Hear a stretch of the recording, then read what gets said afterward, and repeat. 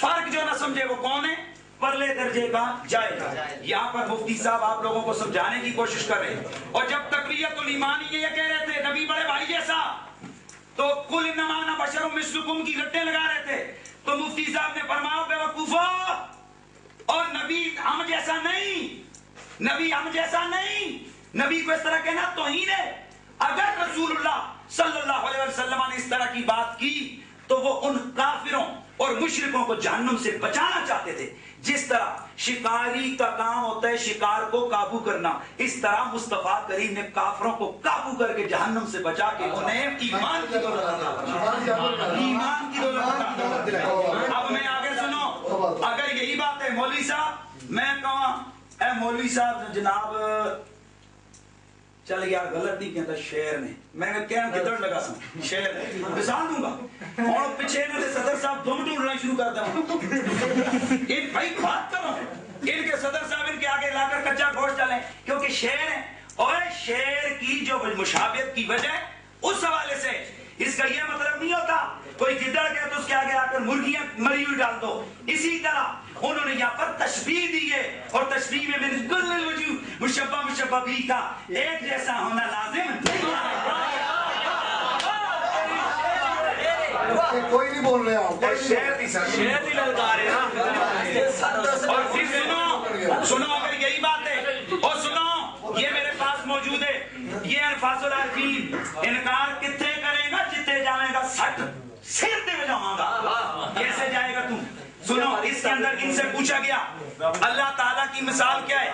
کہتے ہیں اللہ کی مثال پانی کی، جیسے ایک لوٹے میں ریت ڈالو اس میں پانی ڈالو، یہی مثال اللہ کی ہے کہ وہ کائنات میں موجود ہے. اب اس کے کہنے کے مطابق مشبہ بھی کو اگر ایک جیسا مانو تو میں پوچھتا ہوں کہ کیا شاہ ولی اللہ صاحب کو کافر کہو گے؟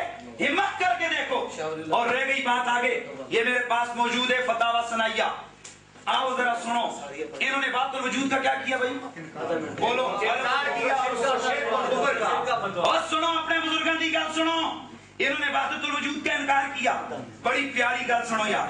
کہتے ہیں قادیانی آواز. مولوی صاحب صفحہ کٹو بڑا مزہ آئے گا. یہ سنیں صفحہ 148 قادیانی آواز. مرزا صاحب قادیانی نے بھی ایک ٹریک وحدت الوجود کے متعلق لکھا. اس میں وہ لکھتے ہیں وجودی ہر طرح کو خدا مانتا ہے، جیسے یہ کہتا ہے، جیسے مرزائی کہتا ہے ویسے یہ کہتا ہے. پھر بڑے مزے کی بات لکھتے ہیں کہ وجودی سے گفتگو کرتے ہوئے اس کو زور سے کاٹنا چاہیے. اگر وہ سی کر تو کہنا چاہیے کیا خدا سی کہتا ہے؟ پتہ چلیا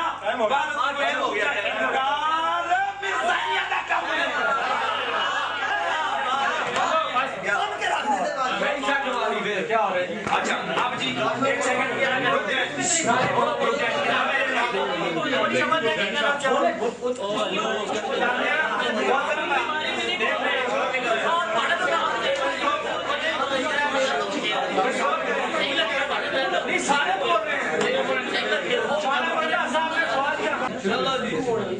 فتاوی ثنائیہ جلد نمبر 1 صفحہ نمبر 148، جس سے وہاں وہ پڑھ رہے تھے. مسئلہ وحدت الوجود کا معنی بیان کرتے ہیں. کہتے ہیں مسئلہ وحدت الوجود ہے اس کے دو معنی ہیں، ایک موافق شرع اور دوسرا مخالف شرع. ایک تو معنی یہ ہے کہ جو وہ شریعت کے عین مطابق ہے، دوسرا شریعت کے خلاف ہے. شریعت کے مطابق کیا ہے؟ ساری دنیا کا وجود یعنی ہستی بخشنے والا ایک ہے جس کا نام القیوم ہے. سبحان اللہ. یہ وہ حوالہ ہے کہ وحدت الوجود جو صحیح اس کا تشریح کی جائے کہ یہ معنی اگر لیا جائے کہ ساری دنیا کا وجود یعنی ہستی بخشنے والا ایک ہے، یہ تو صحیح ہے. دوسرے معنی میں موجودات بلحاظ اصل کے سب ایک ہیں. اس پر تبصرہ کیا ہے؟ میں کہتا ہوں کہ یہ مروجہ تصوف جوگیوں اور سادھوؤں کا فلسفہ ہے، اما اس کا عقیدہ صریح کفر ہے، قرآن و حدیث کی تکذیب ہے. اس عقیدے پر نہ اللہ تعالیٰ معبود رہتا ہے، نہ خالق، نہ رازق، نہ عابد، نہ معبود، پھر نہ کچھ حلال نہ حرام. ایسے خیالات رکھنے والے اور پھر مسلمانی کا دم بھرنے والے حقیقت میں شیطان کے بندے ہیں، بے ایمان ہیں. یہ لوگ محض تقیہ اور نفاق کے طور پر شریعت کا دم بھرتے ہیں. یعنی یہ انہوں نے بتلا دیا کہ وحدت الوجود کا جو دوسرا معنی جس میں یہ گر محمد نے محمد کو خدا مان لیا تب تو سمجھو کہ مسلمان ہے، دغاباز نہیں۔ یہ وہی عقیدہ کفر ہے جس کو ثناء اللہ صاحب نے صفحہ 148 پر بیان کیا۔ وحدت الوجود کی دو تشریح ہیں، ان دونوں میں وجود کے معنی قابل غور ہیں۔ وجود کے اصلی معنی ہے ما بہ الوجودیہ، یعنی جس کی وجہ سے کوئی چیز موجود ہو جائے، یہ ہے وحدت الوجود کا۔ دوسرا معنی اس تشریح کے مطابق وحدت الوجود کا معنی وحدت الموجود کے ہوں گے، جو بالکل ٹھیک ہے۔ مولانا سیان کوٹھی کا مطلب غالباً یہی تھا۔ وحدت الوجود کی دوسری تشریح میں وحدت الموجودات لیے جاتے ہیں۔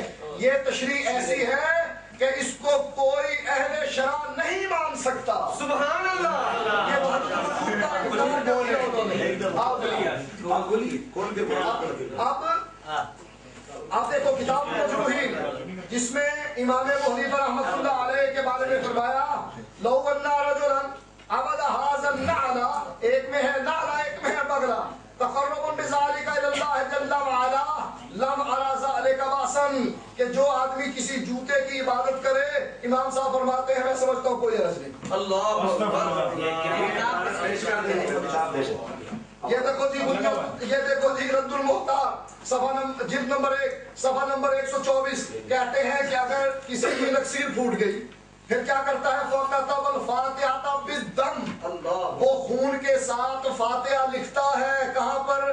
اپنی پیشانی پر یا ناک پر۔ پھر کہتے ہیں جاز للاستشفاء، کہ یہ علاج کے لیے جائز ہے۔ وہ کہتے ہیں وہ بالبول ایزن، اسی طرح پیشاب پر بھی فاتحہ لکھنا جائز ہے۔ یہ ہو سکتا ہے کہ یہ کہیں کہ ہمارا یہ مذہب نہیں، اسی کتاب میں آخر میں لکھا ہے وہ الفتویٰ، فتویٰ بھی ہمارا حنفیوں کا یہ ہے۔ 154 یہ طرف دے دیں۔ اچھا، یہ اصول کرفی ہے جس میں یہ لکھا گیا ہے کہ ہر آیت قرآن کی ہر آیت جو ہمارے امام کے قول سے ٹکرا جائے گی اس کو منسوخ سمجھا جائے گا یا ترجیح پر کیا جائے گا۔ اور اسی طرح نبی کی حدیث بھی جب وہ ہمارے امام کے قول سے ٹکرا جائے، صفحہ نمبر 373۔ مولانا یہ ایک وائلیشن آپ کر رہے ہیں، فقہی بات ہمارا باس نہیں ہے، آپ اس کو کفری اور شرعی یہ عبارت یہ ختم ہے، یہ عبارت نہیں چلے گی۔ ایسے آپ فقہی بات دے رہے ہیں، میں جس لاؤں گا تو بتاؤں ٹھیک ہے جی، چلو چلو۔ یہ فوائد الفواد ہے جس میں حضرت شبلی نے پوچھا تو کلمہ طیبہ کس طرح پڑھتا ہے؟ مرید نے جواب دیا کہ میں اس طرح پڑھتا ہوں لا الہ الا اللہ محمد رسول اللہ۔ شبلی بولے اس طرح پڑھ لا الہ الا اللہ شبلی رسول اللہ۔ اور ختم نبوت کے ڈاکو، شبلی کو رسول بنانے والوں، لا الہ الا اللہ چشتی رسول اللہ، لا الہ الا اللہ شبلی رسول اللہ۔ جو آدمی جو آپ یہ نہیں کر سکتے، دیکھیں میں نے آپ لوگوں کے سامنے، آپ انتظامیہ والے دوست سارے لوگ دیکھ رہے ہیں، میں نے پہلے ہماری شرط لکھی ہے اس جیسی عبارت جب پیش کر دی جائے شبلی رسول اللہ کٹو۔ آپ نے گھوڑے کو خدا بنایا، وہ گھوڑا لکھا ہی نہیں وہاں گھوڑا گھوڑا نہیں لکھے ہوئے جی لکھے ہوئے کٹو پھر بارہ نہیں جی لکھے ہوئے کٹو تو سی بارہ سی